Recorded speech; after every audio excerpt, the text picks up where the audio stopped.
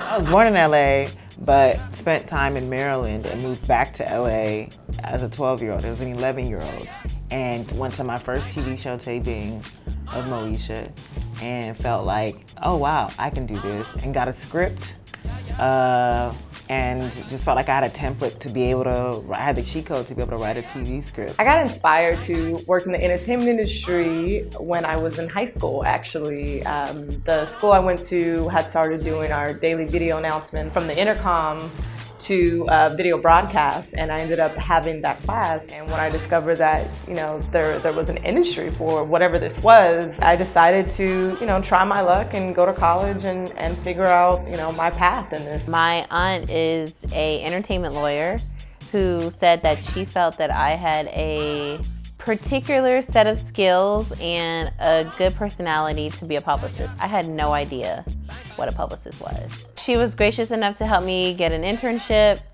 and once I got into the field, I realized that this was what I wanted to do. It's simple. I always wanted to be in the music industry, and I can't dance, I can't sing. So being an entrepreneur and a business person, I was like, well, this could be my way in. I could be a manager, I could be a music industry executive. Started working with the Jonas Brothers, worked with Mindless Behavior. Mindless Behavior was still a group, and that eventually led me to working with Issa Rae. I'm from the arch. I treat my nemesis harsh. I spot a leg across the yard. Boots be parched. No, you can't trap me with. My name is Deniese Davis. I am a producer at Issa Rae Productions, and I am COO at Color Creative TV. A lot of people ask that question, what a producer is, what do I do? And the best way I describe it is comparing it to a CEO or like a manager at any other company that you're familiar with. And what that means is that a producer will sometimes oversee almost every facet of a production, whether it's film or television, and that goes from creative to a budget to a schedule to the crew, post-production, and they really kind of oversee and manage the entire project, and they do so in tandem with the director, or in television it's usually with the showrunners or the writers. My everyday at Issa Rae Productions is different from sunup to sundown. I think that we are a team of, I like to call us entrepreneurs. It's everyone involved at our company is very self-starters and self-doers. And so what that means is, I don't have a set 9 to 5. I don't have a set schedule where I do the same thing day in and day out. My days consist of anywhere from taking meetings with new writers and networking or taking meetings with executives around town at other companies. Or we are meeting with writers or reading scripts and giving notes on projects we are actively developing. There may be a project that is going into production, so overseeing that, and it just really depends on what we're working on, but I kind of take the lead on most of the scripted projects and make sure that they get seen from development through completion. I got started at Issa Rae Productions about 5 years ago.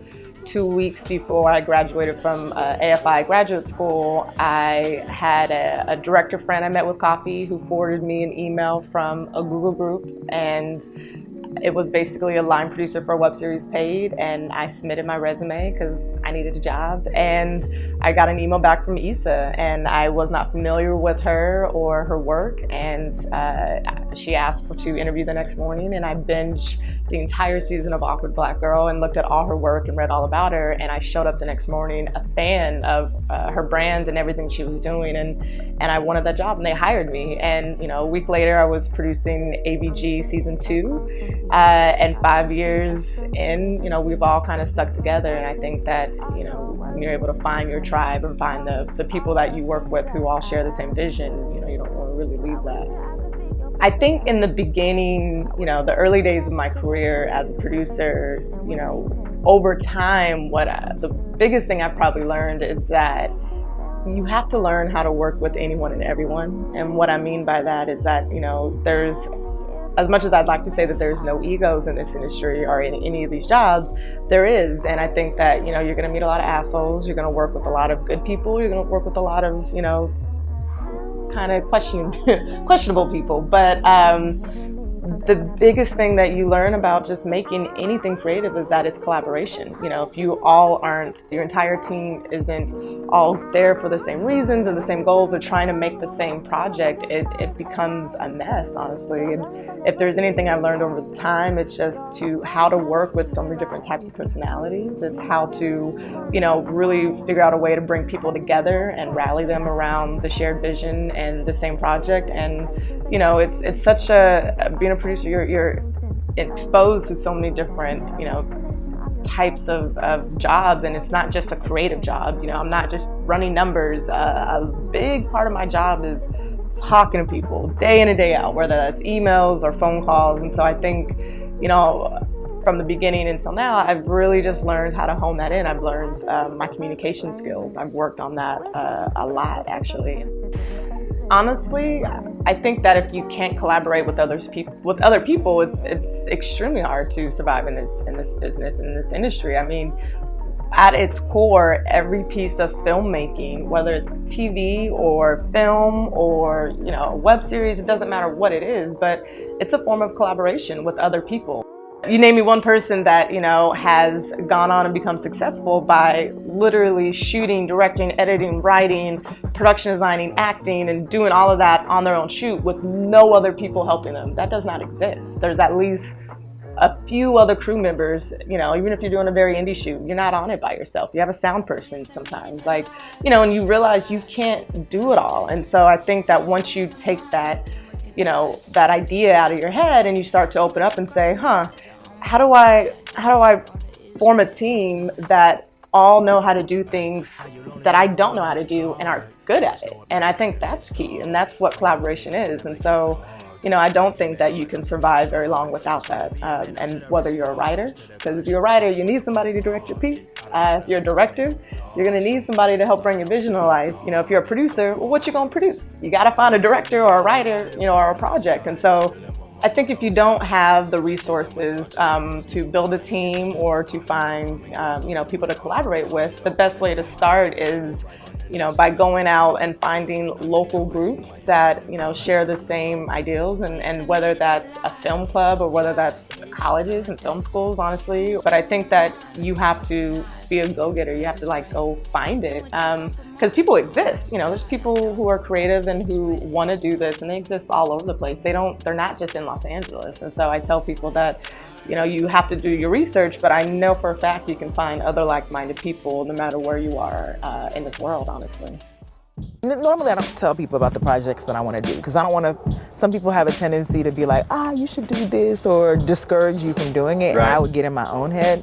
And I remember telling someone I was thinking about doing a project called Awkward Black Girl, and he was like, why you gotta put the black in it? You should just call it Awkward Girl. And I was like, but that's like the black part is what makes it special. Like, right. We don't get to be those characters. And I'm so glad that I did, because it just, that is in and of itself an identity that we're not allowed to have, or we weren't previously allowed to have. People didn't know about us, so we came out the woodwork, we came out the closet. Meek Mill, Dreams and Nightmare. Currently, it's Cardi B, Bodak Yellow, because that turns me up every single time. My personal turn-up song is, I have two. One is Evergreen, and that is Lil Scrappy, No Problem. And the other one is Break It Up with, what is that, Yo Gotti and the entire team of Nicki Minaj's verse about China, which makes no sense, but it goes so hard.